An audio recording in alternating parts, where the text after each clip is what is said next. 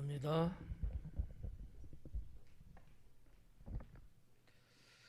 오늘은 부족한 것이란 제목으로 강의하도록 하겠습니다. 지난주에 18절서부터 21절까지 앞부분 조금 강의를 했는데, 이 18절서부터 30절까지에 있는 내용은 부자 관리가 영생에 대한 질문을 했고, 거기에 대한 답변으로 예수님이 이제 말씀하는 내용이 이제 전부인데, 이 내용을 이렇게 쭉 보면, 그래서 우리가 뭐를 느끼고 깨달아야 되냐 하면, 재물을 초월하는 신앙을 가져야 된다라는 거예요. 이제 이 말씀을 좀 아주 강렬한 목사님이 설교를 하면 성도들은 다 죽어야 돼요. 왜냐하면 모든 재물을 다 버리고 주님을 따라야 된다고 했기 때문에, 이거를 액면 그대로 강하게 설교를 하신다면 여기 남아있을 사람 아무도 없을 것 같아요. 그래서 이제 이런 부분들이 성경을 해석하는데 잘못 해석하면 오해가 되고 곡해가 되고, 오히려 하나님의 본질적인 그 뜻, 메시지하고는 곁길로 빠질 수 있게 됩니다. 그래서 상당히 그 성경 말씀 중에서 상당히 조심스럽기도 하고 또 조심하지면 안 되기도 하고, 그러나 중요한 것은 어찌하든지 간에 재물을 초월할 수 있는 신앙을 가져야 된다는 것은 틀림없어요. 왜냐하면 사람은 누구나 다 자기의 재물에 대한 애착 상당히 있거든요. 왜냐하면 내 거다라는 이 소유욕이 있기 때문에 그래요. 내 거다. 남의 거다면 뭐 10억이 된들 100억이 된들 별로 관심 없잖아요. 근데 내 거는 단돈 100만 원이라도 아까워하고 움켜잡으려고 하고 이제 그러거든요. 이게 인간이 가지고 있는 기본적인 욕망 중에 하나가 소유욕이에요. 이거는 없는 사람은 아마 하나도 없다고 볼 수 있어요. 누구나 다 있는 건데, 얼마만큼 이것을 다스리고 얼마만큼 이것을 우리 신앙인들이니까 신앙과 잘 조화를 이루며 가느냐의 차이지, 없는 사람은 없다는 거죠. 설교하는 목사도 소유욕이 없냐? 있죠. 없을 수는 없어요. 다만 이 소유욕을 하나님을 믿는 신앙과 아울러, 또는 공동체 속에서 살아가는 한 인간으로서, 존재로서 얼마만큼 지혜롭고 은혜롭게 다스려 가느냐의 문제인 거지, 없다고 볼 수는 없거든요. 그래서 잘하는 사람은 재물이 문제가 안 되고, 잘 못하는 분은 재물이 문제가 된다라는 거죠. 여러분들이 잘 알고 있는 단어 중에 하나가 실족이라는 단어 있잖아요. 실족. 좋은 단어는 아니에요. 걸려서 넘어진다는 뜻, 그런 거거든요. 함정에 빠진다는 뜻이거든요. 실족한다는 얘기인데, 누구는 재물 때문에 실족하는 사람이 정말 있어요. 근데 누구는 재물 때문에 실족 안 해요. 전혀 안 해. 그게 그럴 수 있을까라고 하는데 있어요. 뭐의 차이일까요? 신앙의 차이예요. 그래서 신앙이 성숙하고 하나님 중심적인 신앙을 갖고 가는 사람은 재물 때문에 어떠한 경우도 실족 안 당해요. 상처 안 받고요. 서운하지도 않아요. 왜냐하면 그건 아무것도 아니기 때문이거든요. 재물이라는 거는 아무것도 아닌 거예요. 있으면 좋고 없어도 그만이고, 이게 재물이거든요. 우리가 태어날 때 갖고 나온 거 없잖아요. 또 죽어서 돌아갈 때도 가져가는 거 없거든요. 하나님은 욥기를 통해서 이 말씀을 하셨어요. 그게 인생이라는 거거든요. 그럼에도 불구하고 세상을 살아가는데 필요한 거는 맞아요. 그러다 보니까 이 물질, 재물 때문에 아웅다웅 하는 거야. 근데 이것은 충분히 신앙으로 컨트롤할 수 있는 거다라는 거예요. 그래서 여러분들 오늘 강해를 들으시면서 나의 신앙은 몇 점 될까? 나의 신앙은 아래에서 위까지 어느 정도 위치에 있을까? 한 번쯤 체크해 보는 건 나쁘지 않고요. 제가 강해를 할 때 여러분들이 이 말씀을 이렇게 물을 마시듯이 아니면 이렇게 여행할 때 국내 여행도 있을런지 모르겠다. 하여튼 뭐 호텔에 숙박을 하고 아침 조식을 나올 때 뭐 미음이 있다든지 이런 스프가 있잖아요. 그런 걸 마시면 부드럽잖아요.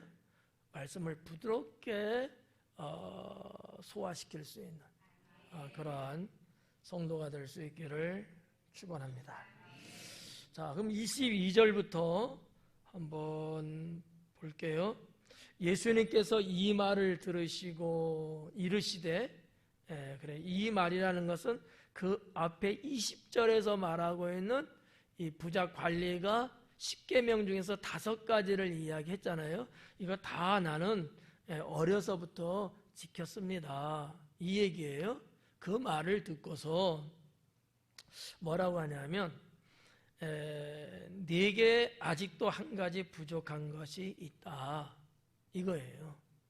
그러니까 이 부자 관리는 자기는 완벽하다고 생각했어요. 나는 하나님 앞에 부족하지 않고 나는 할 도리를 다 하고 있다, 이렇게 지금까지 생각하고 살아왔어요. 그리고 당당하고 자신 있고 보라는 듯이 이 20절 말씀을 꺼낸 거거든요. 근데 예수님은 그 말을 듣고서 그렇지만 너에게 한 가지 부족한 게 있다라고 콕 찍었어요. 아마 이 소리를 들었을 때 부자 관리는 제가 그 자리에 없었지만 뭐지? 뭐 이랬을 수 있고 뜨끔은 안 했을 것 같아요. 왜냐하면 자기는 완벽하다고 생각하고 있었기 때문에 그럴 리가 없다고 아마 생각했을 거예요. 그래서 우리는 뜨끔할 거야. 부족한 게 있다는 걸 알고 사니까 뜨끔한데 부자 관리는 아마 그러진 않았을 것 같고요. 뭐지? 아닌데? 이런 어떤 부정 언어를 쓰지 않았을까라고 생각합니다. 자, 우리가 이 20절에서 깨닫아야 될 게 뭐냐면 나의 부족이에요. 나의 부족. 여러분들 하나님을 어떻게 1단계로 믿으시죠? 2단계로 잘 믿으시죠? 3단계로 엄청나게 믿으시죠?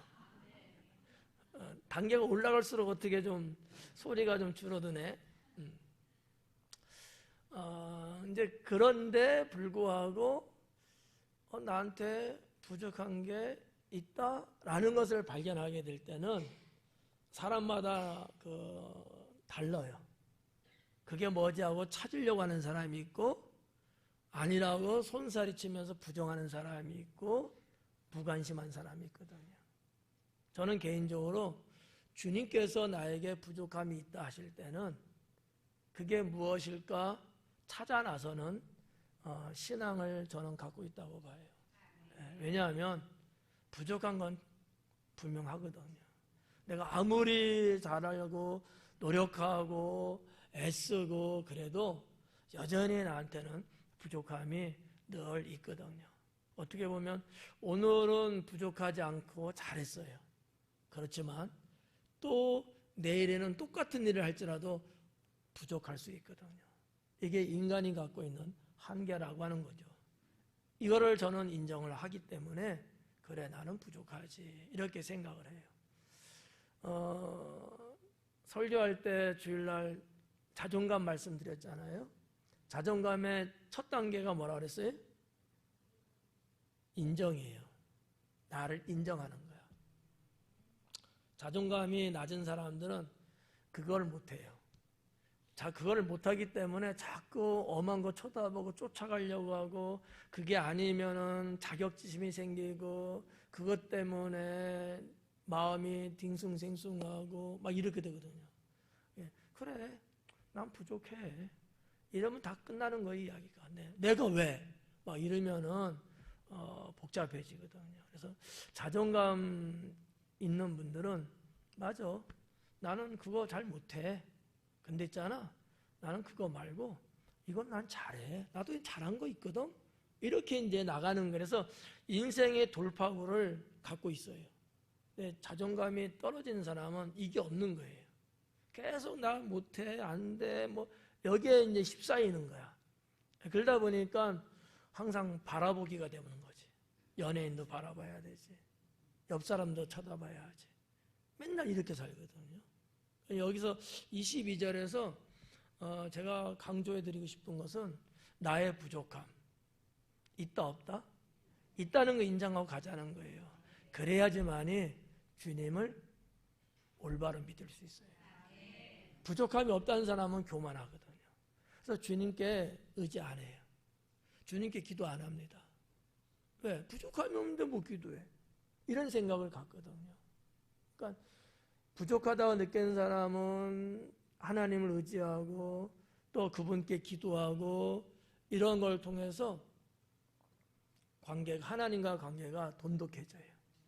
아주 좋아져요. 예. 그러면 정말 부족한 것이 채워지는 거죠. 예. 이런 좋은 순환이 잘 돼가지고 우리의 피가 순환이 잘 될 때 건강하듯이 우리의 영혼이 그래야 건강해질 수 있어요. 그러니까 여기 지금 예수님이 너는 그래도 한 가지 부족한 게 있어 라고 했을 때 부자 관리는 에이 무슨 소리 하는 거야 이랬을 확률이 높아요. 근데 우리는 예 맞습니다, 저는 부족한 게 있죠, 이렇게 가는 신앙이 오히려 주님 앞에 나를 내려놓고 겸손해질 수 있는 그러한 신앙이 될 수 있다라고 볼 수 있습니다. 네게 아직도 한 가지 부족한 것, 여기서 아직도라고 하는 거예요. 그건 무슨 얘기냐면 이 부자 관리가 갖추지 못한, 해결하지 못한 그것을 말하는 거예요. 아직도라는 것은 상태적인 것이기도 하지만 시간적 단어거든요. 어느 시점부터 지금에 이르기까지라고 하는 거예요. 그러면 이 부자 관리의 출생이라고 말할 수도 있고, 아니면 처음부터 부자는 아니었을 거예요. 재물이 많아지면서 부자가 됐을 텐데 그때부터 지금까지 네가 못하고 있는 게 있다, 이 얘기거든요. 이게 아주 중요한 거예요.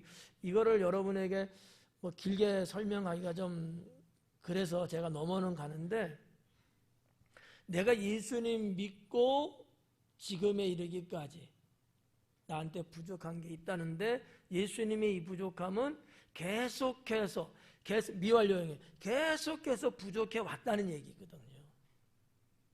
안 부족했고 부족했고 이게 아니고 처음부터 지금까지 이것만큼은 네가 계속 부족했다는 얘기예요.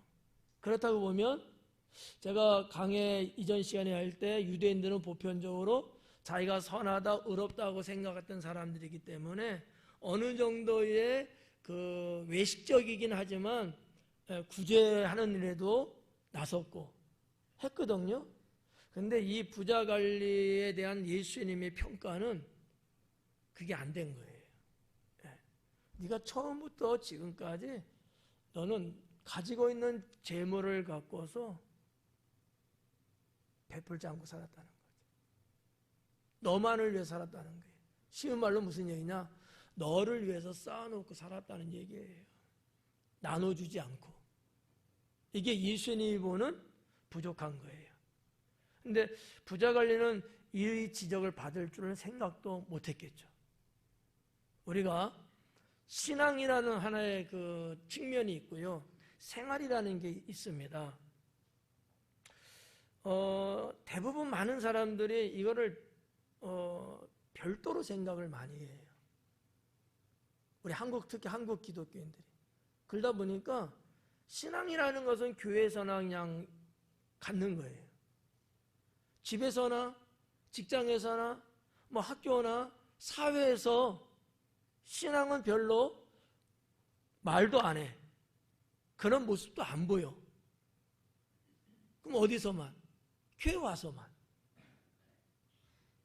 따로따로라는 얘기예요. 이게 잘못됐다는 얘기죠. 교회 안에서의 신앙이 이만큼이면 교회 바깥의 신앙도 이만큼이 그대로 나타나야 되는 거예요. 자, 이것을 좀 신학적으로 표현하면 교회 안에서의 신앙이 이만큼은 실체입니다.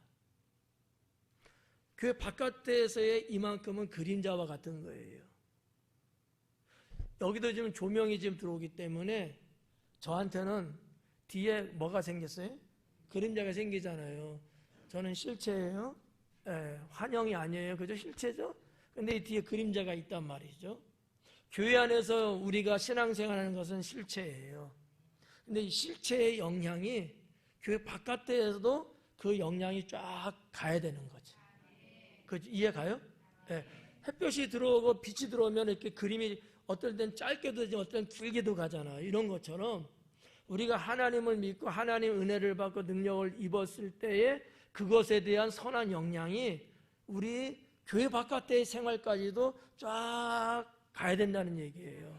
그렇다고 보면 신앙과 생활은 하나다라는 거죠. 이게 어그러지면 안 돼요.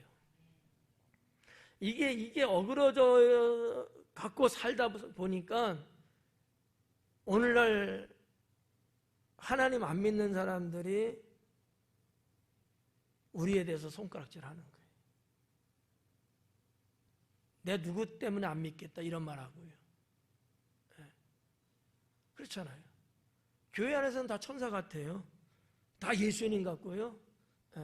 여러분 이 교회 안에서 이렇게 하면서 사랑 안 하는 사람이 어디 있고 혹시나 조금 이렇게 좀 실수했는데 그거를 용서 안 할 사람이 여기 어디 있겠어요? 교회 안에서는 다 하더라고. 여러분 아멘 잘하잖아. 교회 바깥에서 그만큼 아멘 잘해야 되는 거예요. 이게 만약에 아니다? 이거는 가짜야. 외식하고 있는 거예요. 그러니까 성경에서 말씀하고 있는 진짜 신앙은 교회 안과 교회 밖이 같아야 되고요. 하나님을 믿는 여러분의 심령과 여러분 심령 바깥에 또 다른 어떤 사람의 심령하고 이게 하나가 이루어져야 돼요. 그래야 이게 진짜 생명이라고 볼 수 있다는 거지. 이 부자 관리는 이런 측면에서 아마 예수님은 다 아시는 분이니까 그 부분을 아시고 지적하지 않았겠느냐라고 내다봐줘요. 그러니까 부자 관리는 자기는 뭐 율법 계명적인 거 한다고 했는데 정작 이 자기 물질에 대한 이 소유욕에 대한 것은 해결하지 못하고 살아오지 않았겠느냐라는 거죠. 재물관이 잘못돼서 그래요. 우리도 혹시 그럴지 모르는데 이따가 뒷부분에서 이제 말씀드리려고 했던 건데 성경에서 말하는 재물관을 여러분 제대로 갖고 있어야 돼요.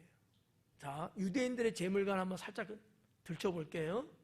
유대인들은 재물을 어떻게 봤냐면 하나님이 주신 축복이라고 봤어요. 여러분은 어때요? 똑같죠? 여기까지는 똑같아. 자, 그러면 복을 많이 받을수록 내가 하나님을 잘 믿는 거고 하나님이 나를 많이 사랑한다고 유대인들은 생각을 해요. 틀린 거예요? 맞은 거예요? 맞는 거죠? 여기까지는 잘 왔네. 근데 그들은 그 재물을 쓸 줄을 몰라요. 무슨 얘기냐? 하나님이 나에게 준 복이기 때문에 이건 내 거라고 생각하고 있다는 거죠. 이게 달라요. 성경에서 말씀하는 재물관, 또 여러분들이 갖고 있는 재물의 신앙은 뭐냐면 앞부분 두 개는 맞는데 그 주님이 내게 복으로 주신 그거 이거는 청지기로 쓰라고 주신 거라고 믿어야 된다는 거예요. 그래서 청지기 내 거 아니에요. 나에게 주지만 내 게 아니야. 그러면 누구를 위해 써야 돼? 하나님을 쓰는 거예요. 이 끝부분이 달라요. 부자 관리도 아마 똑같았을 겁니다. 부자가 됐어. 자랑할 만하죠. 내가 이만큼 하나님 잘 믿어서 주신 축복이야. 이렇게 늘 생각하고 자부심 있게 사는 거죠. 근데 그 물질 갖고 어려운 이웃, 불쌍한 영혼을 도와주는 것은 못했다라는 거지. 조금씩 외식적으로 했는지는 몰라요. 왜? 그것도 율법에 있는 거기 때문에. 근데 주님이 말씀하는 것은 그게 아니라는 거죠. 얼마를 주라는 거예요? 다 주라는 거예요. 이게 여러분이 이제 여기 걸려 넘어질 수 있는 내용이에요. 다 주래. 가진 게 없으면 뭐 그것도 괜찮아. 근데 가진 게 많을수록 다 준다는 것은 이건 아니지. 이런 생각을 하는 거지. 그죠? 100원 갖고 있어. 다 주래. 그까짓 100원 뭐 줄 수 있지. 근데 100만 원 갖고 있는데 다 주래. 이건 아니지. 이런 생각을 하는 거예요. 어떠세요? 부자 관리가 전혀 구제하는 걸 안 했다고 볼 수는 없어요. 왜냐하면 율법과 계명을 잘 지켜온 사람이기 때문에 외식이든 형식이든 분명히 했을 거예요. 근데 주님은 그걸 원하는 건 아니었죠. 다 주라는 거예요. 팔아서. 여러분은 어떻게 생각하세요?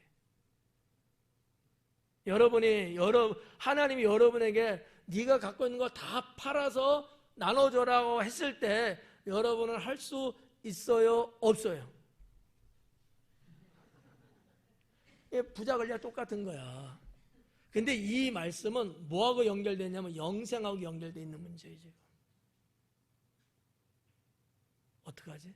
여러분 아무도 대답 못하는데 예수님이 그와 같은 자에게 영생이 있다는 거야.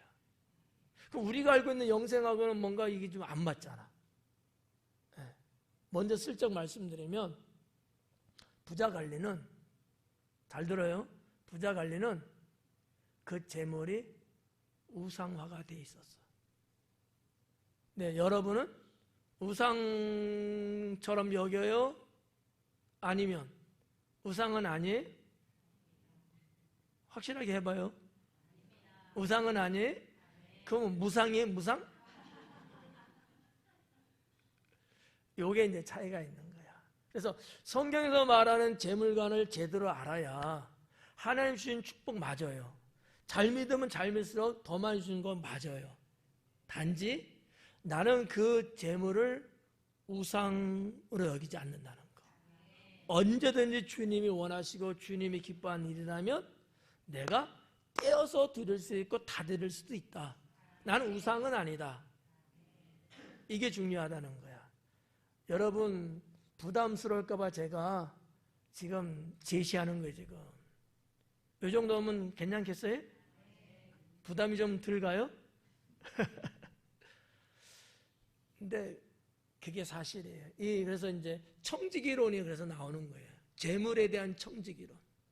네, 그러면 원천적으로 이 세상을 살면서 하나님 주신 축복은 맞지만, 그렇지만 그것조차도 내 것은 아니다. 이러면요 모든 게 다 해결돼요. 내 거다라고 생각하기 때문에 문제가 되거든요. 내 게 아니다. 주님이 원하시면 얼마든지. 네.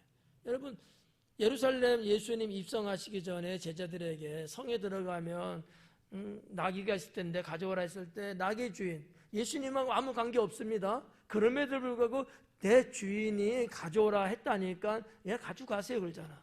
이게 청지기 개념이에요. 내 게 아니거든. 네.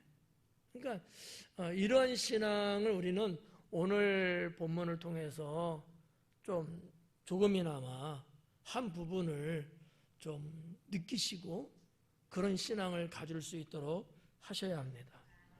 그냥 여기서 한 가지, 아직도 한 가지 부족한 것이 있다. 그게 뭐냐? 내게 있는 것을 다 팔아 가난한 자들에게 나눠줘라. 그래서 동사가 2개가 나왔어요. 자, 내게 있는 것을 다 팔래요. 조금 남기면 안 될까? 다 팔래요.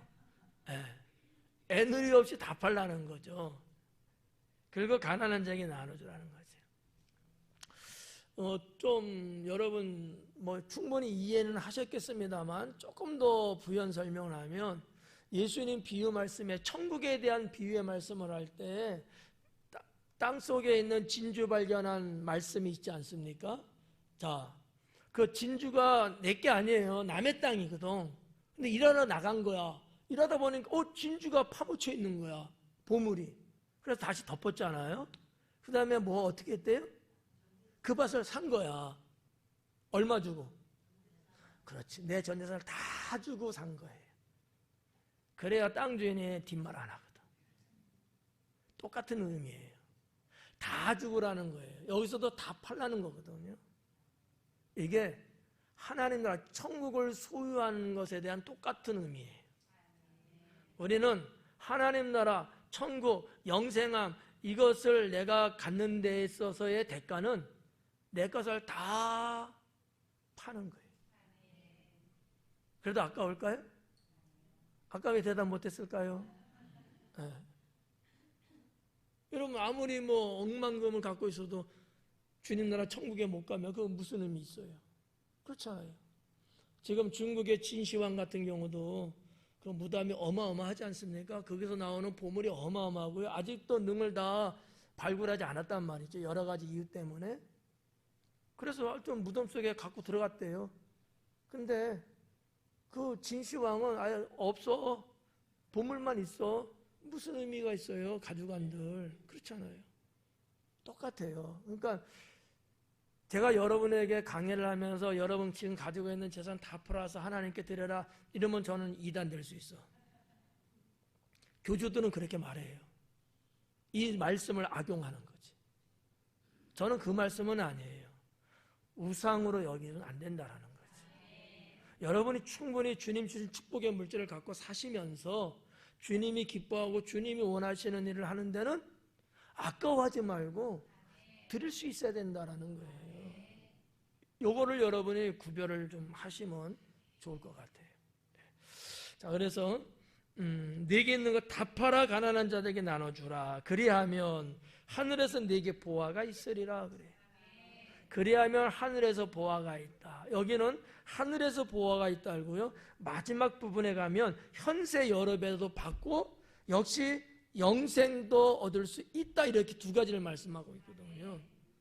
그러면 여기 22절에서 하늘에서 내게 보화가 있대요. 이 보화가 뭘까?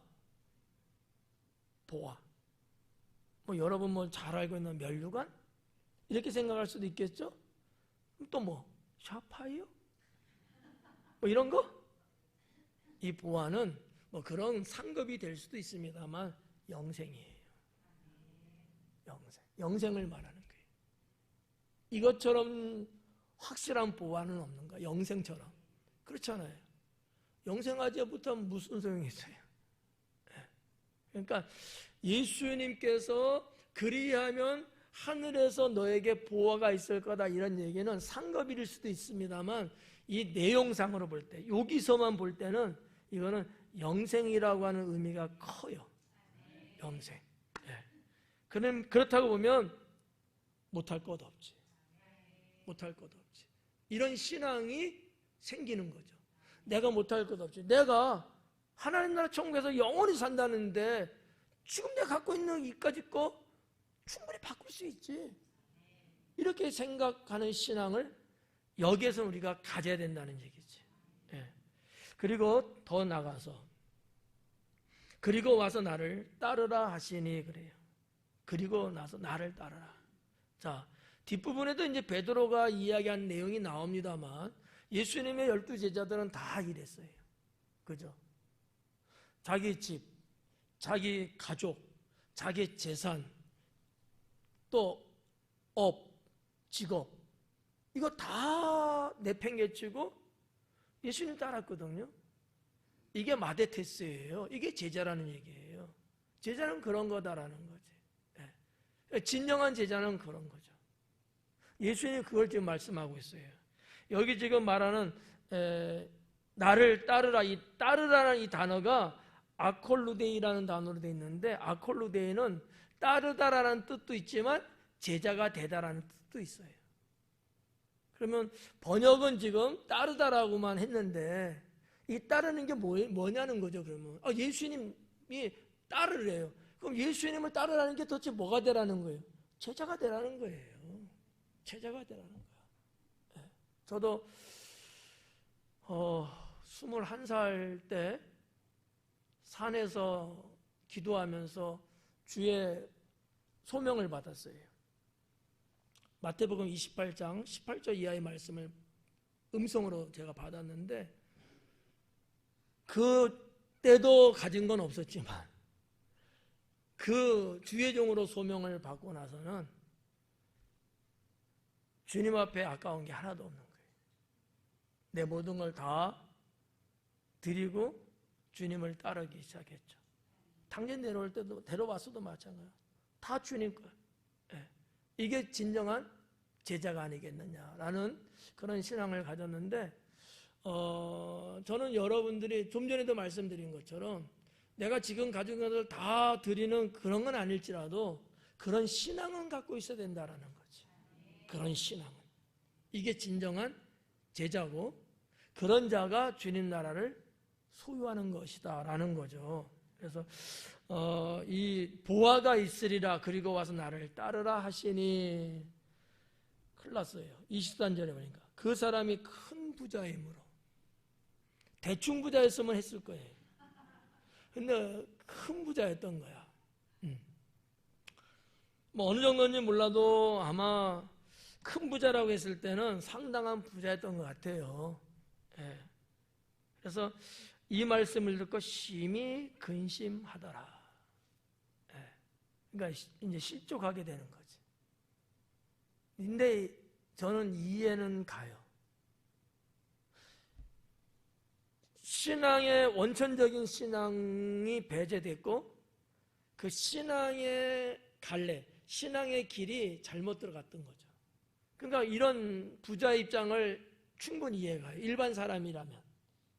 안 그럴 수 없죠. 여러분들도 고민했잖아요. 아멘 아무도 못했잖아. 그러니까 이해는 해요. 근데 어쨌든 간에 이 부자도 근심이 컸던 거죠. 그리고 끝까지 나오지 않았으면 이 사람은 아마도 떠나갔을 거예요. 실천 못했다는 얘기예요. 마태복음과 마가복음에도 나오는 내용들이거든요. 성경을 종합적으로 볼 때 이자는 이거를 못했어요. 여러분, 예수님이 12제자로 택함 받아서 처음엔 자기가 다 버리고 떠났습니다. 그 중에 가룟 유다 봐봐요. 뭐 때문에 시험적으로 예수님을 팔았죠? 돈이에요. 물질이에요. 근데 봐봐요. 그는 똑똑한 사람이거든요. 아마 지금으로 말하면 모 은행에 전무 정도는 되지 않았을까.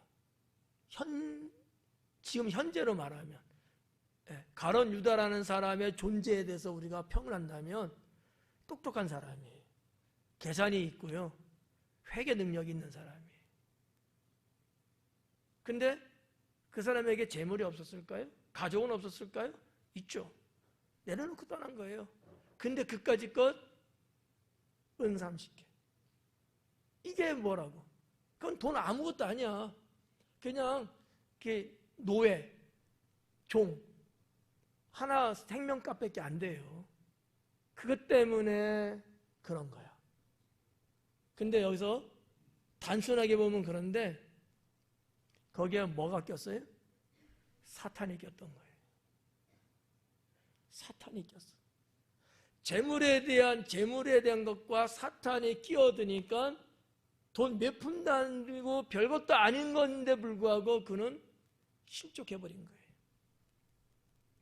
그래서 아까도 말씀드린 것이 재물이 우상이 되지 말고 나도 그럴 수 있다는 신앙은 갖고 있어야 된다. 언제든 사탄은요, 물질, 재물, 이런 것 갖고 유혹하는데 이게 1순위예요. 왜요? 사람은 거기에 대한 것이 욕심이 강해요. 예수님도 먹는 떡으로 유혹했거든요. 이게 인간이 갖고 있는 거예요. 피해나갈 수가 없다고요. 예. 그거 혹시나 실족했다, 뭐 재물, 물질 그런 것 때문에 마음 상했다, 그렇다고 해서 이거 저거 믿음도 없는 놈 하면서 싸잡아갖고 뭐라고 하면 안 돼요. 그건 누구나 다 그럴 수 있어요. 약간의 차이일 뿐이야. 이게 인간이라는 것을 우리가 인정하고 들어가야 된다는 거지. 오히려 그런 사람을 긍휼히 여기고 더 붙잡아 주려고 노력하고 이래야지. 대놓고 막 이렇게 손가락질하고 믿음 없는 것처럼 말하면 안 돼요. 믿음이 대단한 여러분도 대단 못했거든 아까. 그렇잖아요. 그 사람을 정죄하면 안 된다는 거야. 그래서 우리가 이 신앙은 분명히 갖고 있어야 된다. 이 신앙은. 그 얘기를 제가 거듭 말씀을 드리는 거고요. 그 사람이 큰 부자이기 때문에 이 말씀 듣고 심히 근심하더라. 보통 근심이 아닌 거예요. 한숨 푹푹 쉬면서 내가 괜히 물어봤네 라고 했는지도 몰라. 그리고 이제 24절에 예수님께서 그를 보시고 이르시되 재물이 있는 자는 하나님 나라에 들어가기가 얼마나 어려운지 그래요. 이 부자 관리를 보면서 하시는 말씀이에요. 다 마음 벌써 아시잖아요. 재물이 있는 자는 얼마나 어려운가 하나님 나라에 들어가는 것이. 이게 이제 헬라 성경 원문이에요. 좀 순서가 정렬이 좀 이게 바뀌어서 우리 한국식으로 쉽게 이게 정렬은 해놨어요. 근데 강조점은 틀려요. 우리 한국 성경의 강조점은 하나님 나라에 들어가는 거고요. 원래 예수님의 강조점은 그게 아니고 얼마나 어려운지. 어디서 봤어요 이걸요? 부자 관리의 모습에서 봤던 거예요. 예수님이 보는 관점, 뭐가 중요하냐? 하나님 나라라는 것이 중요하지만 부자 관리의 모습을 봤을 때는 그것이 어렵다는 것을 보신 거예요. 그래서 우리 성경은 마치 도치법을 사용한 것처럼 해석을 했어요. 앞뒤를 바꿔놨다는 얘기죠. 순서를. 별로 중요하지 않죠 여러분? 자, 하나님 나라에 들어가기가, 이 들어가기가라는 이 단어가 좀 문법적으로 현재 미래형으로 되어 있습니다. 그러니까 하나님 나라 들어가는 건 언제 들어가요? 하나님 나라는 현재 미래. 다시. 하나님 나라는 현재 미래. 현재예요, 현재. 제가 지난 시간에 말씀드렸어요. 하나님 나라가 내 안에 들어오는 게 중요한 거예요. 내가 죽어서 하나님 나라 가지 그거 아니에요. 하나님 나라가 지금 믿는 나에게 하나님 나라가 내 안에 있어야지만이 내가 30년 더 살다가 죽어도 그 나라 갈 수 있는 거예요. 그 하나님 나라가 내 안에 없으면 지금 죽어도 못 가고요. 나중에 죽어도 못 가요. 하나님 나라의 그 시간적 개념은 지금이다, 나중이다. 어떤 거? 지금이에요. 이 들어간다는 이 단어가 갖고 있는 문법적인 거, 이게 현재 미래형으로 되어 있단 말이에요. 그러니까 예수님은 다 이런 것들을 뭐라고 할까? 그런 생각, 마음 갖고 말씀을 하고 이 단어를 쓴 거예요. 근데 우리 성경에서 이거를 이게 드러나지가 않는 거지. 뭐 어떡하겠어? 뭐 할 수 없지. 그래서 이제 강해를 해드리는 거예요. 하나님 나라는 들어가는데 언제 들어간다? 지금이다. 여전히 안 믿어지나 봐요. 하나님 나라가 지금 여러분 심령이 없는 사람은요 구원 못 받은 사람이에요. 자, 여러분이 좀 그러니까 제가 예를 드릴게요.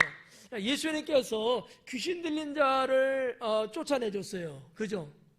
그러면서 예수님이 뭐라고 하는지 알아요? 하나님 나라가 그 안에 들어갔느니라.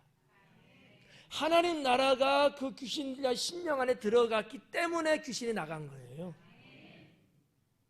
하나님 나라하고 상관없이 귀신 나간 게 아니란 말이에요. 그럼 그 하나님 나라가 들어간 것이 어떠한 것을 통해서 하나님 나라가 임한 거냐?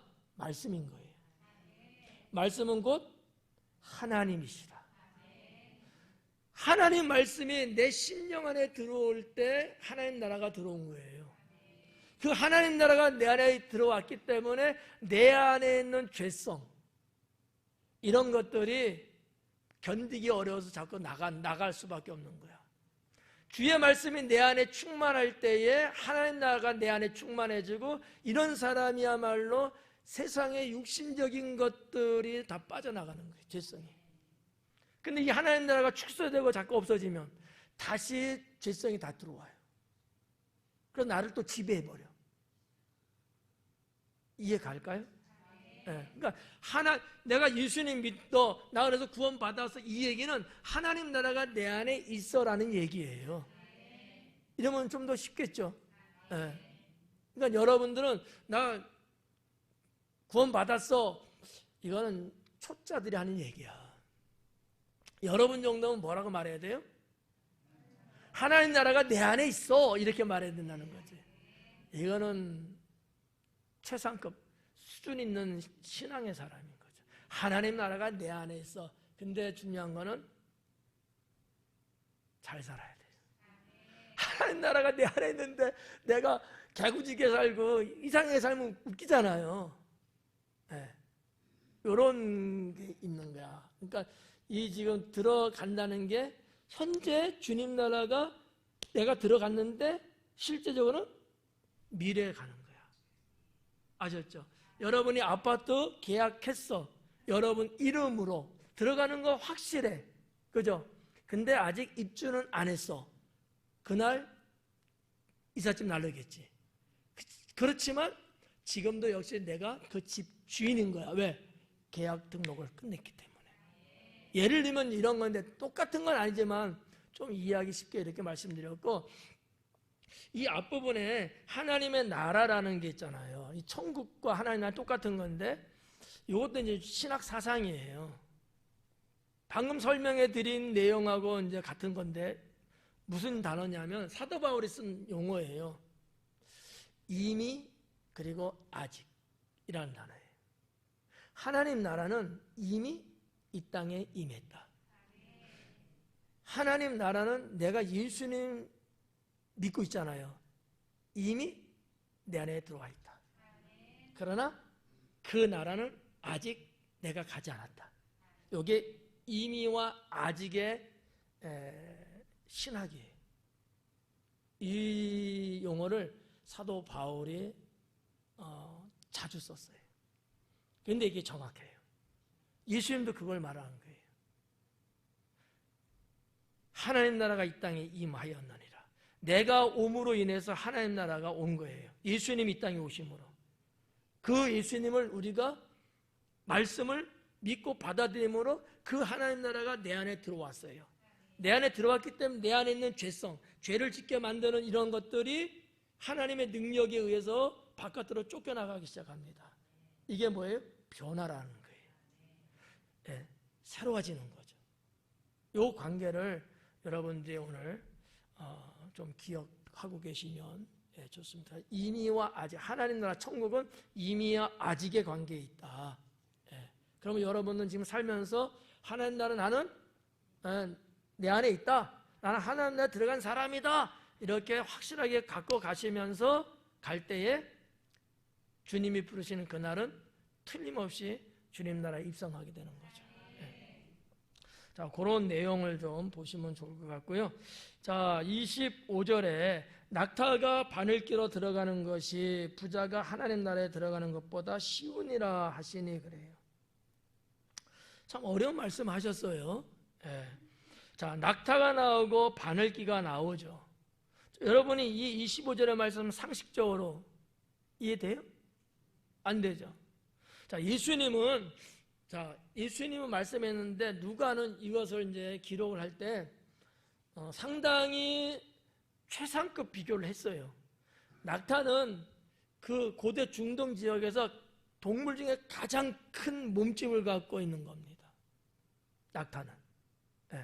상당히 커요. 지금도 낙타 상당히 크잖아요.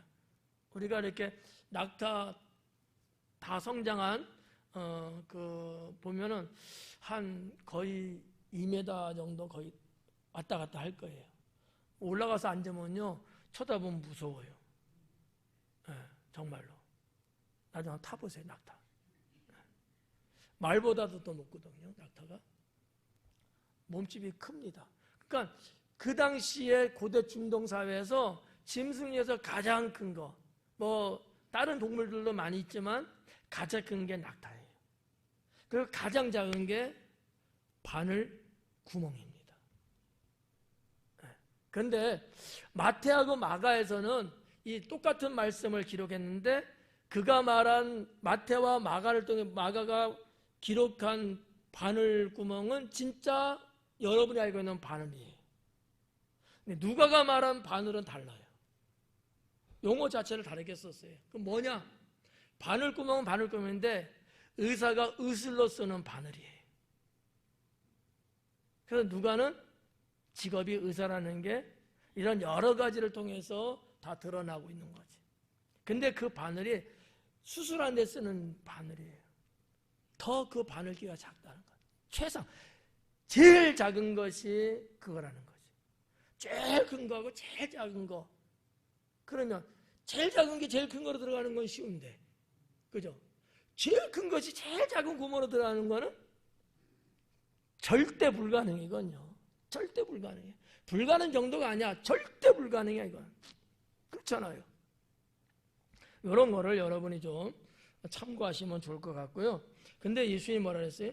그렇게 낙타가 바늘기로 들어가는 것이 있는데 부자가 하나님 나라에 들어가는 것보다 쉽다. 말이 돼? 부자가 하늘나라 들어가는 것과 낙타가 바늘기 들어가는 문제인데 낙타가 바늘기 들어가는 게 더 쉽대요. 부자가 하늘나라는 건 그만큼 어렵다는 얘기야. 왜죠? 에? 제가 설명해 드렸는데 또 모르시네? 부자는 재물을 우상하고 있기 때문이죠. 또 잊어먹으실래요? 왜 부자가 바늘기 들어가는 게 어렵겠느냐라는 거지. 우상하고 있기 때문에. 하나님 외에 다른 신을 믿고 섬기기 때문에. 일계명이에요. 이거는 어떠한 자도 이건 불가능해요. 갈 수가 없어요. 차라리 낙타가 바늘기 들어가는 게 쉬워요. 저는 믿어요. 여러분은 믿어져요, 안 믿어져요? 저는 믿어요. 100% 믿습니다. 왜일까요? 하나님이 하시는 일이기 때문이죠. 아니, 말씀으로 세상을 창조하신 그분인데 그분이 낙타로 바늘기 들어가는 거 못 들어가게 할까? 충분히 들어가게 해요. 여전히 못 믿으시는군요. 넌센스네. 아니, 하나님이 세상 모든 것을 다 어떻게 여러분 있으라니까 있을 수 있어요? 이게 더 어려운 문제야. 그렇게 세상을 창조하신 하나님이신데 낙타가 바늘기로 들어가는 거 못하게 하셔? 할 수 있어요. 네. 여러분, 이 산을 들어 저 바다를 메우리라 할 수 있어요, 없어요? 어떻게 있어요? 이젠 제정신 왔네.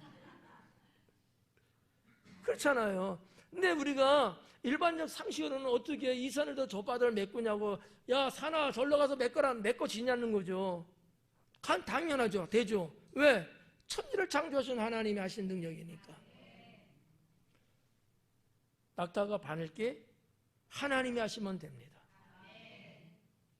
이걸 못 믿으면 믿음이 없는 거예요. 네. 여러분 어떻게 천국 갈 수 있어요? 그건 믿어요? 바보 아니에요? 한 게 뭐 있다고 천국에 가요? 그 하나님의 은혜와 능력으로 가는 거예요. 우리가 지난 시간에도 휴거 이야기했잖아요. 내가 여기 땅에 있는데 하나님이 권능으로 나를 쫙 끌어올리시는 거예요. 그 하나님만이 할 수 있다는 얘기지. 올라가봐? 못 올라가요. 그러니까 하나님의 절대하신 능력을 믿으면 이건 아무것도 아니죠. 네. 아멘은 연발을 하긴 하는데 믿음으로 하는 거죠, 아멘도. 자, 그래서 여기 25절 말씀, 이 물질을 우상화하면 안 된다. 잠언 30장에 보면 말이죠, 그런 말씀이 있어요. 잠언 30장. 가난하게도 마옵시고 부하게도 마옵시고. 왜? 가난하면 남의 것 도둑질하고 하나님 영광 가리울까 봐. 부자가 되면 나 하나님 모른다고 그러고 하나님 저버리고 안 믿을까 봐. 잠언의 말씀이에요. 그러니까 물질에 대한 얘기죠. 물질이라는 거 너무 많아도 그렇고 너무 적어도 그렇고. 그러면 적정한. 그래서 하나님이 주시는 게 뭐였어요? 일용할 양식이었던 거예요. 일용할 양식. 그럼 우리가 오늘날 살아가는데 일용할 양식 그러면 그때 이 먹는 이것만 일용한 양식 그건 아니에요. 생활에 일용한. 필요한, 일용하는 건 필요하다는 얘기거든요. 하루에 필요한 양만큼 하나님이 주시는 게 가장 좋아요.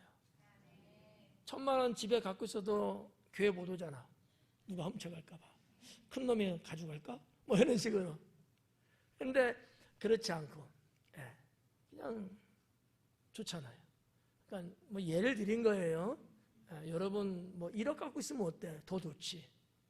대신 물질이 우상화되면 안 된다라는 걸 말씀드리는 거예요. 그래서 잠언의 말씀도 그렇고 뭐 욥도 그런 고백을 했고, 하여튼 이런 걸 좀 보면서 25절의 말씀. 자, 26절에 듣는 자들이 이르되, 자, 요거 듣는 자들은 누구예요? 그 주변에 있는 사람들이었던 거예요. 부자 관리 아니고 같이 그 주변에 있던 사람들인데, 그런즉 누가 구원을 얻을 수 있습니까? 그러면 아주 현실적인 질문을 던졌어요. 아니 그러면 누가 과연 구원받을 수 있겠어요? 라고 조금 짜증스러운 소리로 묻는 거죠. 왜 이런 질문을 했을까? 이런 질문을 한 거 당연하지 않을까요? 어떻게 생각해요? 여러분 같으면 궁금하지 않아요? 당연해요. 근데 왜 그럴까? 좀 전에 우리가 봤던 하나님의 능력을 생각 안 했기 때문에. 우리가 항상 누구와 대화할 때도 전능하신 하나님을 언제나 생각하면서 말을 주고 받아야 돼요.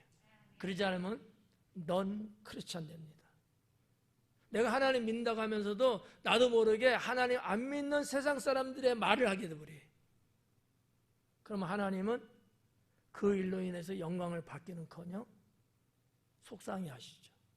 그것이 때로는 내가 원하는 축복의 걸림돌이 될 수도 있습니다.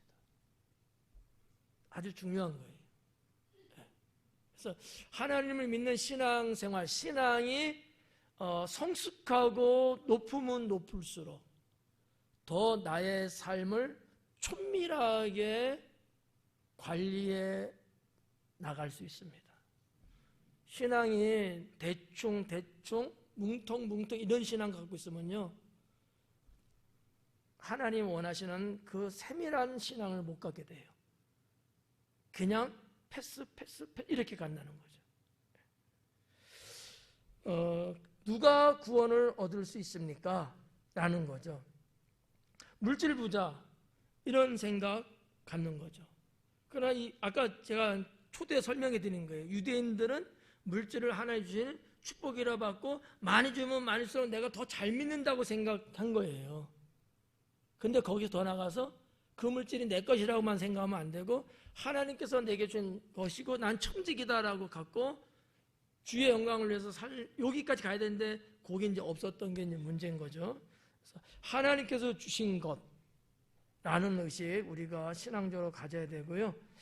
27절에 이르시되 무릇 사람이 할 수 없는 것을 하나님은 하실 수 있느니라. 이거예요. 그러면 여기서 예수님이 사람이 할 수 없는 것, 하나님이 하실 수 있는 것 이렇게 구별하셨거든요. 사람이 할 수 없는 건 많죠. 그런데 여기서 기록은 안 됐지만 함축적인 의미가 뭐가 있냐면 율법이에요. 사람이 할 수 없는 것. 율법을 아무리 네가 그렇게 했을지라도 할 수 없는 것이라는 거지. 왜 못했어요?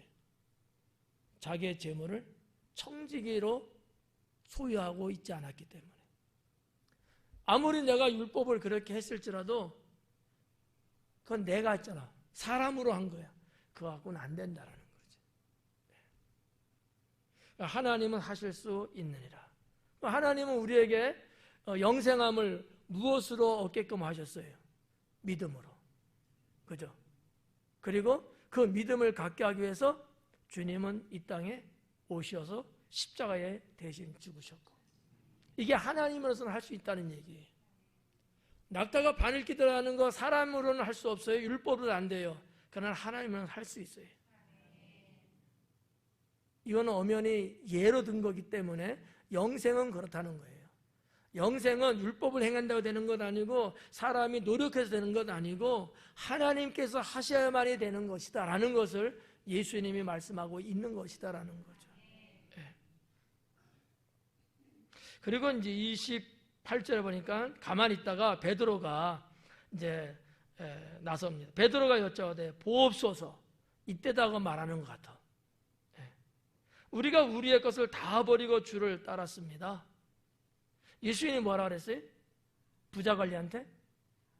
내 것 다 팔아서 나눠주라 했잖아. 근데 베드로가 가만히 지금 대화의 내용을 쫙 듣다가 우리는 그랬는데 찬스를 딱 잡고 우리는 다 버리고 따랐습니다 하고 다짜가 올라가는 거야.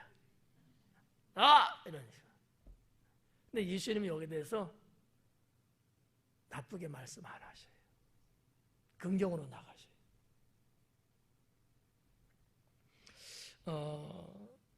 다 버리고 주를 따랐다. 이 말이 또 앞에서 부자 관리한테 말씀하신 그 말이 다 뭐를 의미하는 거냐? 여러분이 보편적으로 알고 있는 신앙 중에 하나, 자기 부인이에요. 자기 부인. 나를 부인하는 거야. 나를 부인하지 않고 가면은요, 나를 부정한다는 얘기예요. 내 거 아닌데요? 그럼 누구 거예요? 주님 거죠. 이런 거. 내가 안 했는데, 아니 집사님이 했잖아. 아니요, 주님이 하셨는데요. 나를 부인하는, 내 거 다 버린다는 거, 뭐 어쩐다, 이런 건 전부 다 자기 부인하는 사람만이 할 수 있는 것들이에요. 근데 자기를 부인하지 않으면 못해요. 내 거 맞는데? 내가 했는데? 내가 자꾸 드러나는 거지. 이 사람은 십자가 신앙하고는 거리가 멀다라는 거지. 십자가 신앙하고. 여러분은 누가 구원시켰대요? 주님께서. 내가 했지. 내가 율법 계명 다 지켰지. 이렇게 가면 안 되는 거지. 그러니까 지금 이 부자 관리는 그런 스타일이거든. 지금 예수님이 그 부분을 완벽하게 지금 깨트리시는 거예요. 그리고 그 당시에 모여있던 바리새인과 서기관들에게 들으라고 하시는 거예요. 왜? 똑같은 사람들이거든. 그게 아니라는 거죠. 하나님 나라는 그러한 자들에게 주는 게 아니다라는 거예요. 자기 부인. 예수님도 자기 부인 하시면서 결국 십자가에서 구속을 이루시는 거죠. 예수님의 자기 부인의 그 피크치가 뭔지 아십니까? 하나님 나라, 주님 나라 언제 오냐고 물었을 때에 예수님이 뭐라 그래? 나도 모르고 아들도 모르고 아버지만 아시냐. 자기 부인을 아시는 거야. 그럴 리가 있어요? 그분이 하나님이시고 근데 자기 부인을 하시는 거야. 내가 알지. 나 같으면 그랬을 것 같아. 네. 나를 따르라. 내가 다 안다. 뭐 이런 식으로. 근데 예수님조차도 아닌 거지. 자기를 부인하시는데 본을 보이시는 거예요. 이게 어디서 나와요? 겸손에서 나오는 거예요. 겸손. 자, 넘어가고요. 베드로 이야기 28절로 넘어갑니다. 29절. 이르시되 내가 진실로 너에게 이르노니 하나님의 나라를 위하여 집이나 아내나 형제나 부모나 자녀를 버린 자는 이렇게 나와요. 자, 여기서 내가 진실로 너에게 이르노니 글잖아요. 이 진실은 아멘이에요. 히브리어 아멘을 그대로 쓰는 거예요. 예수님이 간혹 이런 말씀을 쓰셔요. 내가 진실로, 아니면 진실로 이런 말씀을 쓰시거든요. 어떨 때 썼냐면 확실하다는 것을 보증할 때, 내가 지금 너에게 말한 이것은 확실하다, 쐐기를 딱 박을 때는 이 진실이라는 말씀을 꼭 하셨어요. 그냥 일반적인 대화를 할 때는 안 하지만 이거는 분명하고 확실한 거야. 그래서 우리는 너희는 이렇게 해야 돼라는 것을 강조하고 권면할 때는요, 내가 진실로 너희에게 말한다. 주님도 아주 진지하게 표현을 하셨다는 내용이죠. 여러분들도 성경을 늘 보셔서 알지만은 내가 진실로 말한다는 말이 그렇게 많이 나오지는 않잖아요. 근데 이게 나올 때만큼은 우리가 유독 관심 갖고 그 내용을 살펴봐야 된다는 거예요. 그리고 자 30절에 현세의 여러 배를 받고 내세의 영생을 받지 못할 자가 없느냐. 이렇게 29절에서 버린 자는 현세 여러 배를 받고, 현세는 뭐 지금 살고 있는 때잖아요. 하나님이 지금 살아가는 이 때에도 복을 그 신앙의 모습을 보고서 축복하신다는 거거든요. 뿐만 아니라 내세는 영생을 받을 자가 없다는 거지. 받지 못할 자 했으니까 부정에 부정을 해서 강조를 한 거거든요. 받는다는 거예요. 결국 예수님도 마지막 부분에는 영생을 언급을 하셔요. 자, 그래서 처음에 말씀드린 것처럼 우리가 영생이라는 하나님 나라 가서 사는 이 영생은 언제 있는 거다? 지금 나에게 있는 거다. 하나님 나라가 지금 나한테 있는 사람, 그 영생함을 지금 내가 살고 있는 그런 사람은 그날이 와도 영생에 들어간다 라는 거예요. 지금 아닌 사람은 보장할 수 없어요. 그래서 저는 이 29절에서 예수님이 다시 한번 언급했던 버리는 문제 다 똑같아요. 우상에 대한 거를 말씀한 거예요. 아니 주님이 계명이 사랑이고 세 계명이 사랑이고 사랑하라고 그렇게 말씀하시는 분인데, 아니 가죽 버리고 다 버리래. 말이 돼? 이게 앞뒤가 안 맞잖아. 그 의미가 다른 거라는 거지. 사람들이 욕심 버리고 우상화시키고 하나님을 떠나 살면서 그렇게 하는 것을 뭐라 하는 거지? 하나님 잘 믿으면서 사랑하고 돌보고 이것도 뭐라는 거다? 그건 아니죠. 의미를 여러분이 잘 분석하시고, 그래서 제일 먼저는 하나님을 사랑하고 그 다음에는 이웃을 사랑하고. 근데 우리가 지난달에 뭐를 사랑하자고 했죠? 나 자신을 사랑하자. 이런 내용들. 그래서 30절 그렇게 마무리를 짓는데, 자, 아무튼 결론입니다.